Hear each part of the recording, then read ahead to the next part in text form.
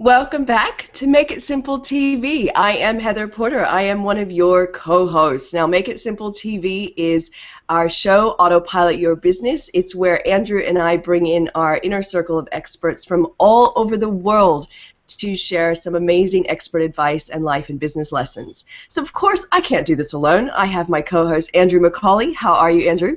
Hey, Heather. I am awesome, and I'm loving these shows. You know, it was only last week after listening to our guests, I'm like, I really enjoy doing these shows because there's so many cool things that we're learning from different people. And sometimes, we know these people, fairly well. We've known them over a number of years, and we really haven't spoken business to business about stuff. And it's been really cool to find out some insights about business from these people that we just naturally like anyway. And I'm sure today's guest is no different too, because she's been doing some awesome things, and I'm really looking forward to having a chat with her today too. Now, with our guest, I just want to introduce you to her. Now, I first met Barbara Turley from Energize Wealth at an event. We spoke at the same event here in Sydney and actually Melbourne called from Girl Power, which is a group for women in business. And we just hit it off straight away. And she has such an amazing story because she really walks her talk. Yes, she talks about wealth strategies and how to understand money and de-stress your finances. But what I love about that is her years of experience getting from where she came on, in the financial industry up to today, and how she actually really practices what she preaches. So now Barbara has recently started Energize Wealth Group. She's a wealth strategist and expert investor, but she has an online TV show of herself called Feminine Wealth TV. She has an amazing podcast called Wealth Unplugged. She also does Google Hangouts online every Friday, and actually Barbara has one coming up right after ours, which we'll let her talk to you about, which is Wealth Unplugged Live. She has amazing blog posts. This woman is everywhere online right now. So welcome to the show, Barbara Turley. Thank you for having me. Wow, when you talk about all the things I'm doing online, I realize why I'm so exhausted. I have so many things going on right now. So Barbara, why don't you start it out the show by telling us about yourself. How did you get to where you are right now with Energize Wealth? Tell us a little bit about your journey. Yeah, look, the journey, it's actually been it's been such an interesting ride, and it's a journey that I guess really started when I was about 15, to be honest. I mean, my first feelings about, this whole money world happened when I was about 15. I can remember, I'm Irish, for those of you who didn't pick up my accent yet, I'm from Ireland. And at that age in my life, Ireland went through an interesting situation where we had a currency called the Irish punt at the time. And it was very linked to in terms of the value of it, to the British pound. And we went through this situation where Ireland had to basically devalue its currency against the British pound. And this concept sent the whole country into like a complete tailspin. It was all over the newspapers, everybody was talking about it. And I was just fascinated. I remember thinking, how can this thing called money just send like an entire country into such disarray? And I think my sort of love affair with the money markets and how money actually works really started back then. And I actually had forgotten about that actually for a long time until I was writing a piece for a book last year, and I had to sort of come up with, where did it all start? And I remember that exact moment. And it was a few years later when I eventually left school, and I went on to sort of I studied economics at university, and that just fueled it even more, because I just loved, again, knowing, money makes the world go round. It actually does, whether we like it or not. And learning and knowing about that, I actually found it quite a lot of fun. So I guess that was where it all began. And from there, my career, again, I'm slightly crazy, to be honest, spontaneous, adventurous person. And it wasn't enough for me to just go and work at a bank. I wanted to be like at the coalface of investment markets. I wanted to be right there in the trading floors to see the action actually happening. So, being a girl, I was obviously a girl in a very male-dominated industry. I was repeatedly told, you're never going to make it into the trading floors. It's a real man's world, and woman doesn't want to be in there. And that just fueled me even more. I was like, I'm going to do it. That's what I want to do. So I eventually fought my way in, and I spent sort of 10 years being an equity trader for some of the world's largest investment banks. I've worked for Merrill Lynch. I was with UBS for a while, and with ABN AMRO. And that actually brought me on my journey to Australia, where I'm now living. So I've been living in Sydney for 10 years. And yes, over the last few years, I moved out of equity trading into asset management, which is more like funds management and stuff like that. And had the lucky opportunity about 6 years ago to get involved with a really entrepreneurial group of people who, a group of us got together and did a management buyout of a business from Deutsche Bank, which today has become a $3 billion asset management business. So it was very exciting to be part of that. And then I guess, I've always had this thing where I wanted to run my own business. So it kept coming back at me, this whole feeling of wanting to do something, build my own company. So a couple of years ago, I came up with this idea that, there's a statistic out there that 1% of the world's wealth sits in the hands of women. And having been in this industry so long myself, I realized that maybe, why is that? Why is that statistic still prevalent in society, despite women launching businesses at faster rates than men, women coming out of universities at much higher rates than men, but yet we're still not making the money. So I thought, what better person to step up and kind of lead in this space and try and inspire a whole host of women to think differently about money and wealth and really embrace it than me. Why not? So Energize Wealth was born out of that. That's basically the story. It's a fantastic story, Barbara, and no, that's no doubt why you are everywhere online and why you're quickly building a tribe of people all over the world. I mean, I know you have followers from America and UK and Australia and elsewhere, because you really, you have such a great story, but also such a great vision to hit so many people around the world, truly, to especially women, to change how we think about our finances. And I just love it because, and I'll be really honest right now, I find that the wealth coaches that exist out there either are very, very masculine, if they're women, they're very, very manly, or they're very, very fluffy, and they talk about, the law of attraction. And I have not met somebody yet that really sits in the middle where you are. So it's exciting to have you on our show and also work with you and also be a part of your grander vision. So, Hey, so Barbara, I just want to, I'm glad you said that actually, because I was thinking the same thing. You and I have been involved with a lot of people, especially women that have started up businesses, and I've been involved with a lot of coaching people that are starting up women educating other women for wealth purposes, and so many of these businesses don't last more than a couple of months really, because they just sort of fall flat on their face. But Barbara, why do you think yours has been more successful than these other ones that seem to, they've got the right idea, they've got the right heart, but they're just not making it work? Why do you think yours is so much more advanced than wherever these people ever got to? Look, I think a lot of people get into the wealth space, and as Heather said, there's a lot of the sort of fluffy, spiritual. I don't actually want to use the word fluffy because I talk a lot about manifestation as well, and it is really a big part of the wealth game. But there's very, very few people out there, particularly women, who have actually really been at the coalface of the wealth industry. And, I think what tends to happen is they get, I don't know, I'm just sort of making this up, but I would imagine what happens is they get a little bit scared because markets move really fast. And what I find is that you have a lot of the property spookers out there, and you've got people, there's the property guys or women that will say, oh, it's all about property, you need to get into property. And then there's the other camp that will say it's all about managed funds, you need to get into managed funds. And then there's the whole camp saying it's all about business, building wealth that way, or trading, or commodities, or all these different angles.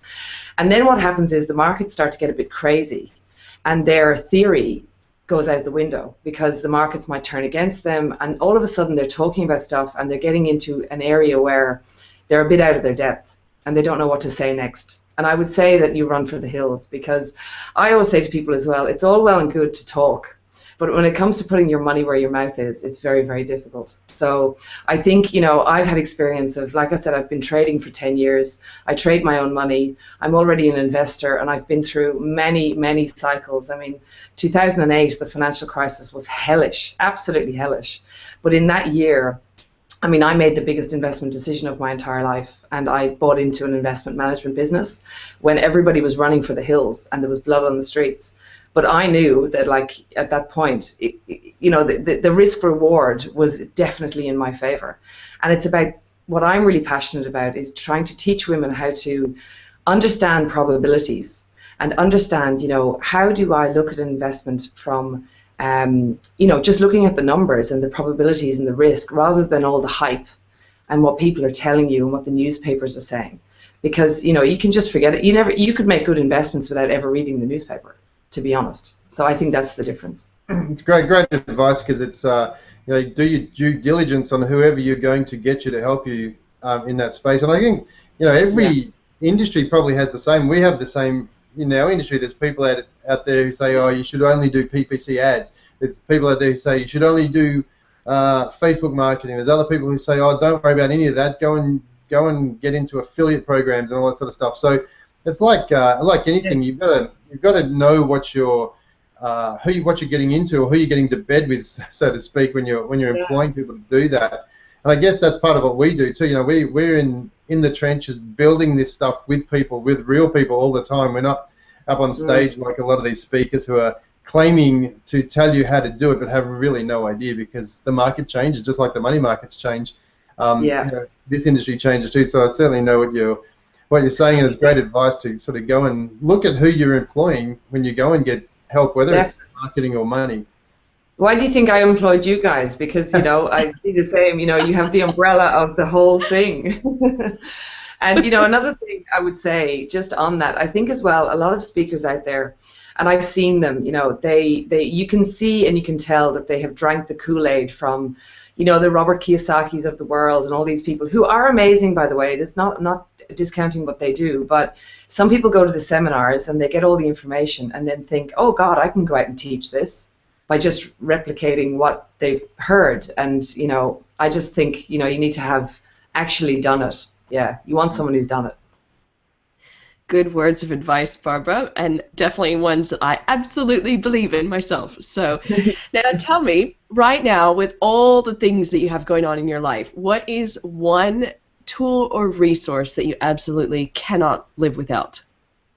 Look, there's a great free tool that I discovered about a year ago, and because I'm now, I was used to being in big organizations, and I had help desks, and I had a piece of paper gets stuck in the printer, and you're like, excuse me, help desk, So I have found, managing all the different aspects of the business right now was quite challenging in the beginning, and I discovered a tool called Asana, which is a little free project management tool online. And I can manage things from my iPhone. It helps me delegate tasks. It helps me to keep on track. And it really stops with overwhelm, that real feeling of overwhelm. So for me, that's been the best thing that I learned how to use and really activated using. So. Right. Now, I want to go a little bit deeper then.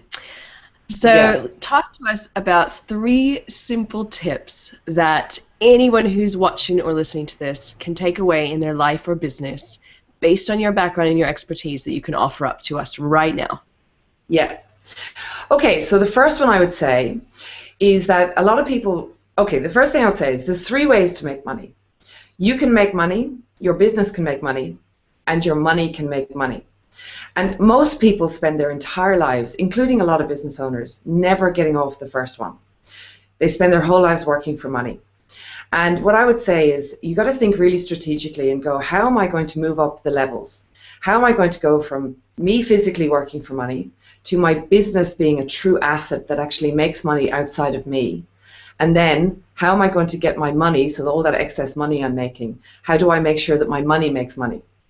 So, that would be tip number 1. Your money can make money, and that involves obviously investing and being, don't just squirrel it all away in a savings account, because that's not really what, putting money to work is where you really want to get to.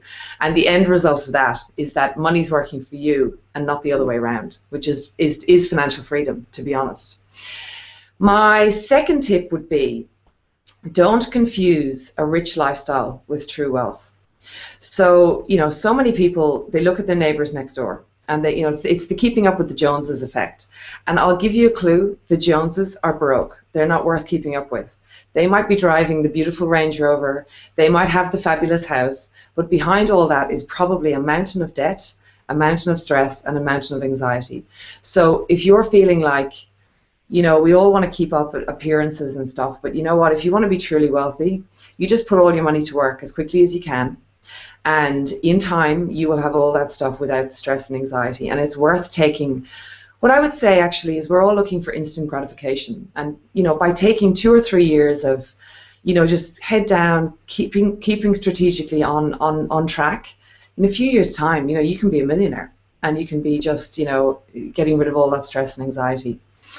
And my third tip, what would I say? Most people, I think, don't become wealthy, not because their lack of knowledge, or not because their lack of, ability, or their lack of ability with numbers, for example. It's because of themselves. So watch out for, what do you believe is possible for you?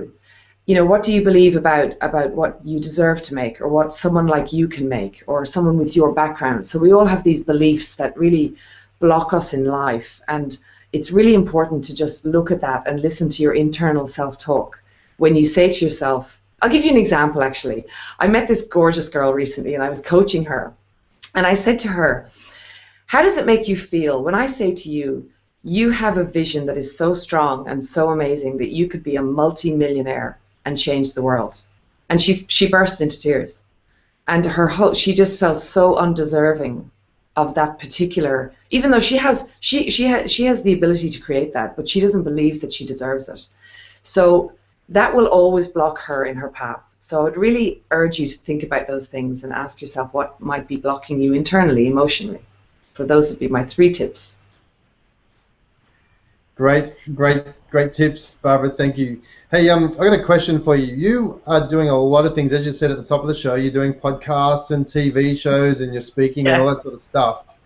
What? Now you've had some really interesting guests on your program, and some of these I don't think you may have known personally before you got them on your program, but then all of a sudden, they're appearing on your program. How hard was it for you to find people like that, good quality guests, to come on your program? How hard was it for you to do that? And is there any words of advice for people that are thinking about getting themselves out there that they could follow from your advice?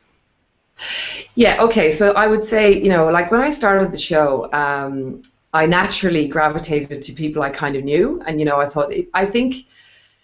I'm never afraid to dream big. So the first thing I did before I started the show was I wrote down a wish list of people that I would really like to have on the show. Now I wrote the biggest names out there, and I had no idea, how am I going to get these people on the show?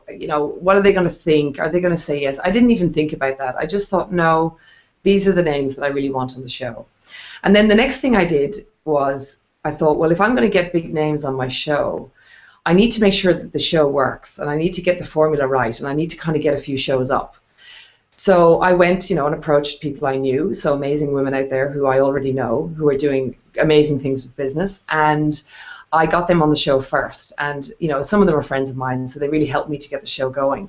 So once I had about 10 episodes up there, and I had fixed all the technical problems, and, I'd gotten more confident myself, because it is hard when you start something like this. I'm good on camera, but in the beginning I was very nervous. So around show 10, I thought, okay, now it's game on. And I started to move it up a bit, and I started to approach women I didn't really know. And I think you've got to, rather than asking them to come on, I've got this show and it's amazing, you have to sort of offer them a reason why they should be on the show. And the draw card for most of the women coming on my show is that I'm trying to start a movement. So I'm trying to say, let's get a movement of women globally who are embracing money as the amazing tool that it is, and let's get more wealth into the hands of more women so that we can change the world. And that, who does that? That's going to appeal to anyone that doesn't appeal to. I mean, so you got to try and engage people, I think, into the movement or into the concept that you're trying to build. And the other thing I would say is don't be afraid to write it down, because last week I had a big name on the show, I had Laura Langmeyer on the show, who's dubbed the Millionaire Maker, and like she runs a $30 million global coaching business. She's got like lots of different companies going on, and she's all over the world. And I had her name on the list from day one, and then I had told a few people. I had sort of mentioned it to a few people out there, and someone else had given me a term for this. They call them soldiers of light, and those little soldiers of light go out and try and make things happen for you.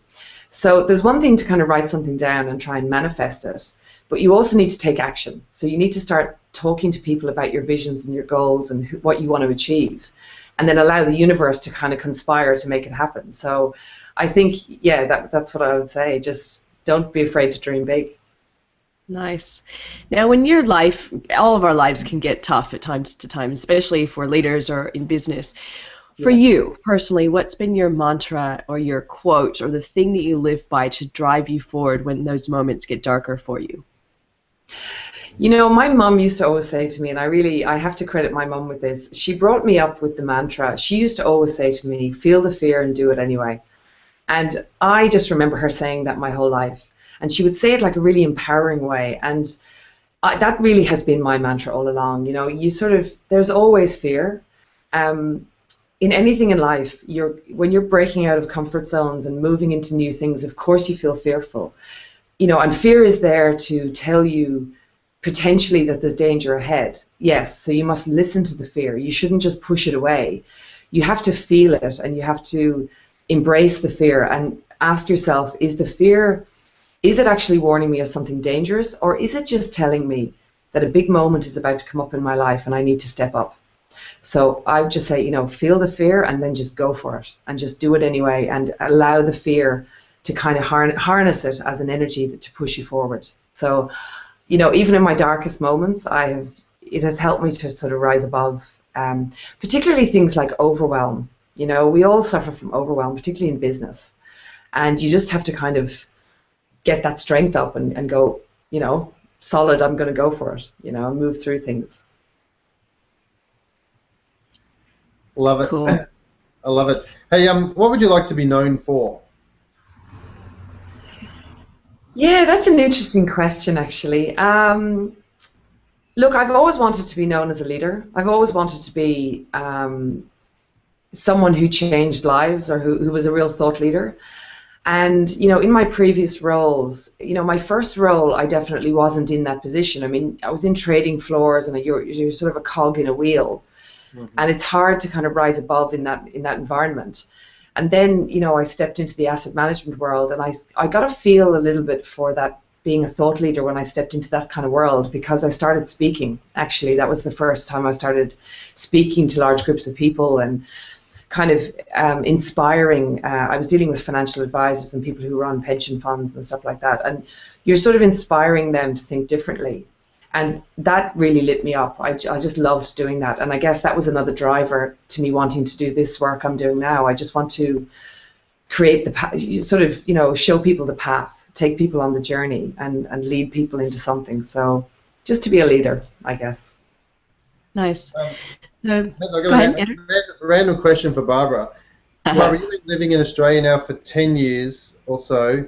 Heather doesn't live in the country she's from. I don't live in the country I'm from. None of us live in the right countries. Do you think that has helped you or hindered you in working in a different country like this? Oh, I think it's helped me. I mean, you know, there is nothing more challenging, as all three of us will know, and anyone listening who's done it. There is nothing that will challenge you more than moving to a new country and making it happen. Because you can't sit on the coattails of daddy's contacts or mum's friends or the people you went to school with.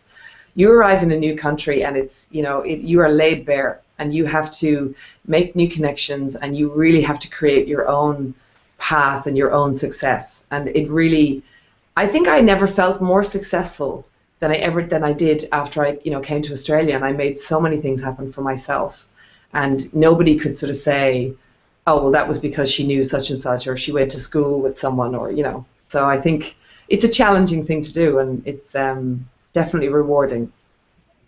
Good. I'm glad you have the same answer as me. Yeah. I feel the same way, you guys. Yeah, when I think back to 10 years ago when I got here, and it's one of those most probably pivotal moments in my life. Because you're right, Barbara. Wow, do you have to be strong? You got to fight Yes. for everything once you get to a new country. So Yeah. now, Barbara, what's one major life lesson that you've learned that you'd like to share with our viewers? Oh, okay. So I did learn a big one a few years ago. I think I'm not always right. I think would be a big one. Not that I ever thought I was always right, but I think we always, I had a personal situation happen a few years ago that really taught me the value of seeing things from other people's perspectives. And, that everybody sees the world through the lens of their own experience. And that makes two people can have different opinions and both be right because they see things through the lens of their own experience, and it doesn't make them wrong. And I think it's something that I really take into my business now and sort of go, although I can sometimes with women I coach, I can see the path that they should be taking, but it's not for me to judge where on the path they should be right now.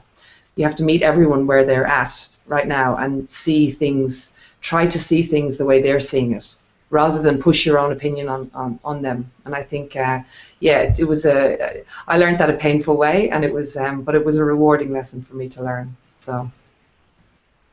Very cool. So as we start to wrap up, Andrew, back to you. Do you have any last words? No, I just I love all the advice you've been giving. It's been awesome, and I really do appreciate you sharing all that information with us too, because I know there's people out there who are either considering starting the first journey of their financial journey, if you like, because they've learned some things and they know that they need some more education, or there's even people out there who are looking to make a name for themselves. And just hearing how you got started with getting out there and getting in front of people that you were scared to get in front of. I know we did the same sort of thing with a lot of our podcasts and our magazines. We had dreams that we wanted to have people on our front cover within a year, and then actually within 3 or 4 months they were there. We're like, wow, that was easy. We should have aimed even higher. So thanks for sharing all that information. Really appreciate you taking the time today. It's been a real pleasure getting on the show. And Barbara, as well, before we say goodbye to you, where can people find out more about all these amazing things we've just talked about, your show, your podcast, and what else? Do you have something that you can give to them as well? Sure. So my website is energizewealth.com, and that's with an S. So energize with an S, wealth.com. So on there you can get my Feminine Wealth TV show, my podcast, and all my writing that I do, the blog posts and all that sort of thing. Also, I have created, and this has been from everything that I've learned through my career, I have created what I call the Wealth Success Map. And it's not just all about the strategies and tactics that you need to take in order to, achieve wealth. It's got a lot of the sort of emotional stuff in there as well. And it's basically the entire path that I've taken on my wealth journey. And trust me, my wealth journey hasn't been easy either. There's been times it's been all over the place, and I've put in there the lessons that I've learned and the steps that you need to take in the exact order that you need to take them. So if you want that, I do a video training series which you can have for free, and you can get that at wealthsuccessmap.com. So jump on there and put in your email address and I'll send that to you. Wonderful. And I also mentioned right at the start of our show that you've started your own Hangouts as well. So just tell us a little bit about that. What is that all about? Sure. So I was finding that I think when you're following people online, there's a lot of people doing shows and podcasts and all this sort of thing, and it's great. But then you have questions that you want to ask, and you think, should I put them in the comments? And people don't really want to, they don't comment that much on blogs and stuff with personal stuff. So I thought, why not do a live session? And I'll talk about a topic every week, and you can ask me any question you like, stuff that's bothering you live and unplugged online. And I just try and answer them as best I can. And if I can't in that moment, I'll do a video to follow it up. So if you want to join me, I'm going to be on in about 30 minutes time on my Google Hangout called Wealth Unplugged Live. And you can get onto that at energizewealth.com/live. And on there you can sign up as well. So I'll give you I'll let you know when all the Google Hangouts are happening. So sign up there and keep in touch. Brilliant. Thank you so much for spending some time with us today, Barbara. I absolutely love what you're doing online, and just what you're building is something so incredible to be a part of. And thanks, Andrew, again for sharing this half hour with me. And guys, we will talk to you in the next episode of Make It Simple TV. As always, join us at makeitsimple.tv to watch the replay, to learn more about our guests, and to join in the conversation. And we'll talk next time. Bye-bye. Bye.